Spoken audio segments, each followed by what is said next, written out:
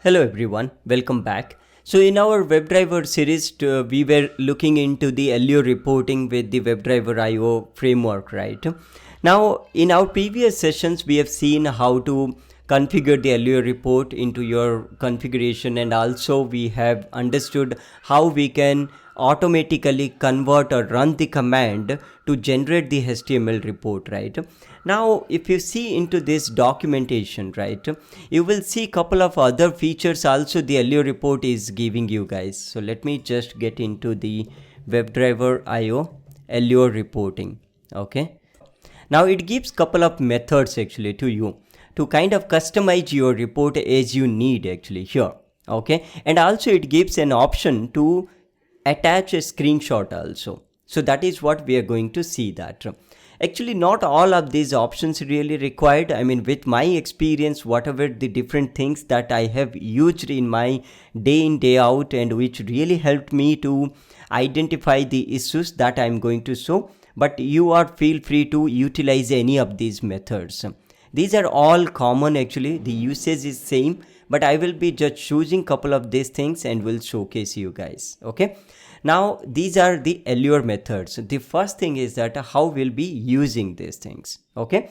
Now if you see that whenever I'm going into this, you can see all these things are coming, show all, and you see that these are very straightforward things. Okay, but you can add a couple of things into this. So that is what today we are going to see. Now the first thing is that let's close all these things we really don't need. We just need the test case, because all these APIs which you are seeing here, right, these things are very specific to your test cases, the actual test what you are using it. Okay, so what it is saying that whenever you want to use that, you have to first utilize this one actually. Okay, if you are using the ES5 module, you can use this one. If you are using the ES6, you can use this particular command. Now let's say that I'm just copy pasting this one, and this is basically you are getting all the Allure methods actually here. How do I use this Allure reporter? Now if you come back here, now you can say like this, and you can just put dot, and you can see that all those methods are coming here. Okay, now let's say that I want to say that add step. Okay, and I'm saying that here opening the browser URL. Okay, this is what this particular test step will be doing that, right? Now the same thing, I will just copy this one, and I will say here that it is logging in. I will say that login. I will just put like this. Now these are the different steps I can just add it, so that this particular whatever the string I am entering here, this will be passing to your HTML report. Okay, now the same thing we have something called as let's say that add feature, and if you see that, you see that add feature, and it's saying that you can assign a feature name to your particular test. Now let's say that Allure reporter, I'll just copy like this, I'll put it, and I will say that add feature. Okay, and I will say that this is my valid login feature that I'm adding, valid login. Now let's say that I'm just copying this one, and I will put here, and I will say that this feature is more into the invalid login. Or let's say that you have another spec file here which is related to your settings page. So you can say that Allure reporter dot add feature, and you can say settings. It's kind of categorizing your test cases based on the particular feature that you are writing, or the screens that, or the module of your application. Okay, now the same thing I can add severity. Now if you see that add severity, now this is assign severity to your test. Now the severity could be a blocker, or a critical, normal, minor, trivial. Let's say that you are writing, there are 3 test cases that you are writing here, right? 3 blocks. Let's say that I'm saying that this is Allure reporter, okay, dot add severity. Okay, you can say that. Now let's say that I'm saying that this is critical, because see, now if the user is adding the proper username and password, and still if it won't accept it, let's say there is some issue with your application, for sure this is critical, right? So I'm just keeping that. Now let's say that I'm saying invalid username here, but this is normal actually. Let's say that I will just say that minor actually here. The normal is the default always. Now let's say that I'm keeping the second test here. I will just keep it as minor actually here. Okay, fine. Now severity is done. Now you can even add some issue ID also. Let's say that you know already there is some issue is happening and you have an existing issue into your Jira or ADO board. You can just attach that as well. You can add environment as well. Let's say that if you have QA or staging or let's say pre-prod, so those things also you can add it. And then there is something called as add description. Okay, you can use this method. You can give a string as your description and you can specify the type, like if it is a text, just a particular string, or is it an HTML file, like you can give the HTML tags like your bold HTML, anything that you want to specify there in your description. Markdown is your, if you would have ever seen the GitHub readme files, right? So those markdown syntaxes, this can use that. It's formatting this particular description actually there. That is what you need to specify. Let's say that I want to add a description to here, so I'll say that Allure reporter dot add description and here it accepts two parameters. Let's say that I'm saying that logging into app with valid credentials. I'm just giving some name here and I will say that this is pure text format only. I'm not really going to do, but let's say that I want to just say like this. It should be into a bold actually. Now see, this format is not a text, right? Now if I'm saying this as a text, then this entire text, how am I entered, like that it will be printing. So I will just say that this format is HTML, so that what will happen, the Allure report will take only this much and whatever this particular tag is really doing, it will perform that. It will evaluate that particular tag actually there. We'll see into the report. Okay, so now what else is there? So you can give anything actually here. Okay, you can add a step, or else you can end a step, you can start a step, like you can add any argument. Let's say that you just want to add something, like let's say that I'm saying here Allure reporter dot add argument, some information I want to say. Let's say that I want to say that platform.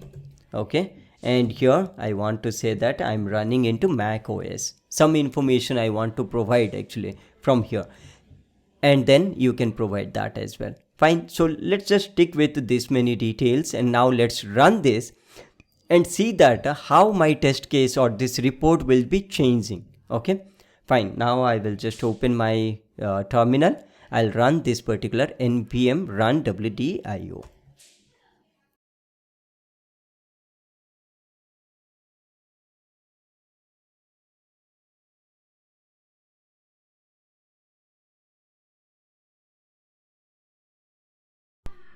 Okay, as usual it just executed. There is nothing to really discuss here, but let's see the report actually now. Okay, now I'll just right click, I'll open into the Finder and then right click, open with Safari browser. Okay, and now you will see there are a couple of things this got changed actually from the last time what we have seen. It changed a bit. Now if you see that, let's go first to this actually. Now my login application, and so normally what happened, you know, it just appended that.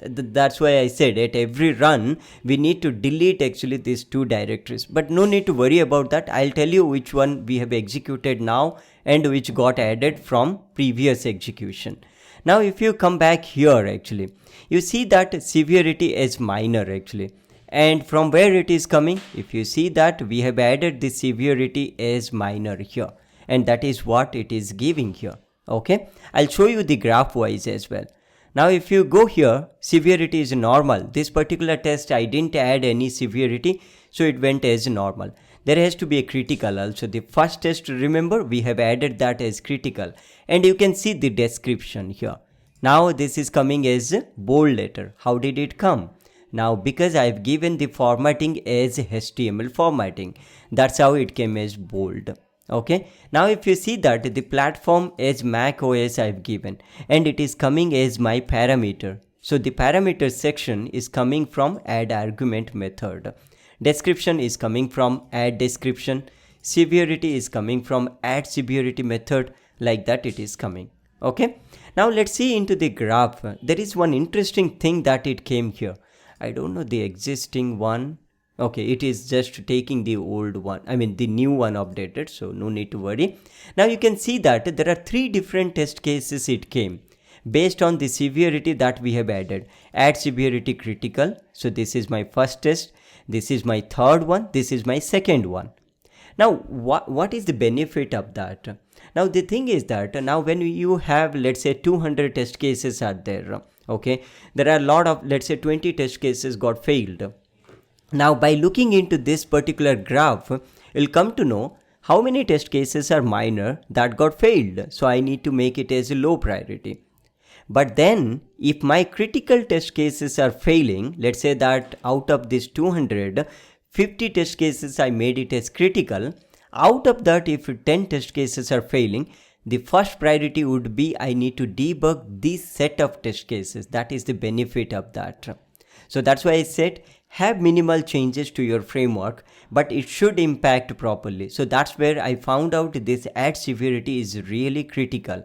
It is very much benefited to add it so that quickly you can debug by looking into this particular graph. Okay, now the same thing, now let's come back to this behavior.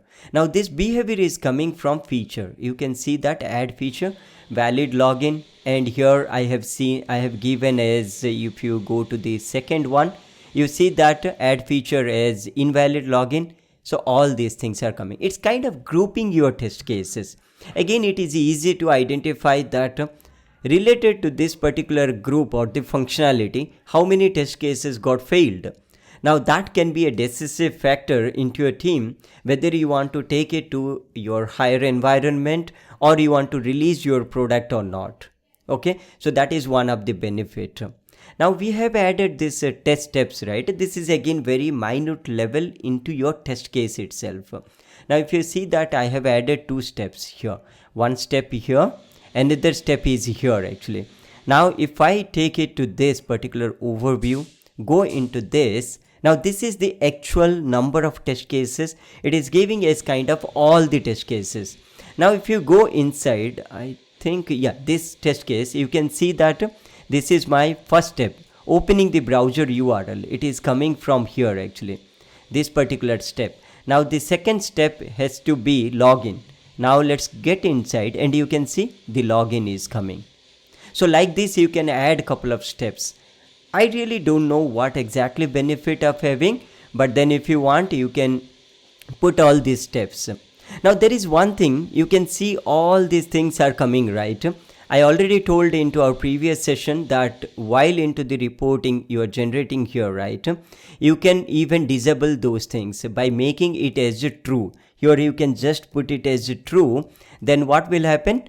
All these post sessions, everything in detail, it won't give you that. We'll see in our next execution actually. I'm making it as true. Fine. Now these are the benefits you can utilize based on the APIs that you will be using, methods actually all these things. Fine. Now this is one part of this particular session.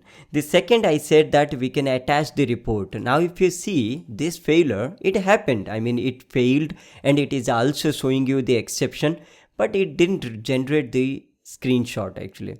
Can I attach a screenshot to this? Yes, you can do. And that is also the documented into this particular document actually. Now if you scroll down, you can see that, not here.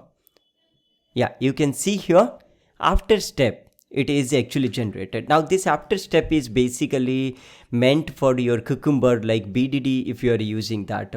But we can even use when you are using the Jasmine framework also. I'll showcase that. Now what you need to do, now this time you need to go to the wdioconf.ts actually, scroll down to the hooks. There is something called as after test. Now if you see the documentation, this particular function is executed after each step, and this is applicable for your Mocha or Jasmine framework. Now what I'm going to do this, whatever you have got it into this, right, this particular section, I will do that for after test actually. Now I will copy this section and I will uncomment here this one, and and I will just go to end and I will copy paste here. Okay, and to make it as a await, what you can do, you can put a sync here. Okay, and now here it is only giving you when it is error actually. But let's say that I want to take this one when it is passed, when it is retried, or when it is failed. In every scenario I want to take it. You don't want to see the condition is mandatory. It's not mandatory, but it is recommended. Why? Because let's say that I don't want to do any condition. I want to attach it every time. Let's say my test case got passed here. For passing, I don't need to really attach a screenshot, right? This is not required. Only when it is passed, skipped, failed, skipped, or there is a retry is happening, then probably I want to understand that why this particular test case is behaving differently, because my expectation is that it has to pass. Okay, so that is why what I'm going to do here, instead of error, I'll say that if not passed, I'll say that. Okay, passed or pass, yeah, it is passed. So when I'm saying when it is not passed, then you need to take that screenshot. Now it will attach that screenshot directly into your HTML report, and that is what we are going to see. And this time I will delete these things before I will be executing that, so that you don't see all these overlapping things. Okay, fine. Now there is nothing you need to do. You just written it once. How many test cases? 200, 300 test cases. You need not to worry about that. One it block, it will execute. It will go to your after test. It will see whether it is passed or failed. If it is failed, it will attach the screenshot, come back. Now after executing all of your specs, it will go to the incomplete, whichever we have added actually there, and then it will be converting that XML into the HTML. As simple as that. Fine. Now let's get into the terminal. I'll say clear, and I will just run this particular one command. Okay, it will execute all of your test cases. It will check whether it is failed. If it is failed, it will generate the screenshot. After execution completes, it will convert that generated XML into the HTML. Okay, that is what we are going to see. Now let's execute that.